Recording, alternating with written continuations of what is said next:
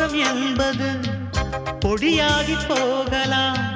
பொன்னாரமே நம் காதலு பூலோகம் தாண்டி வாழலாம். ஆகாயம் என்பது இல்லாமல் போகலாம்.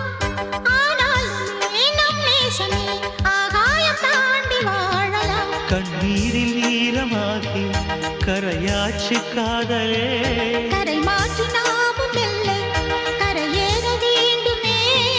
நாளை வரும் காலம் நம்மை கொண்டாடுமே. தாஜ்மஹால் தேவையில்லை. அன்னமே அன்னமே காடுமலை நதிகள் எல்லாம்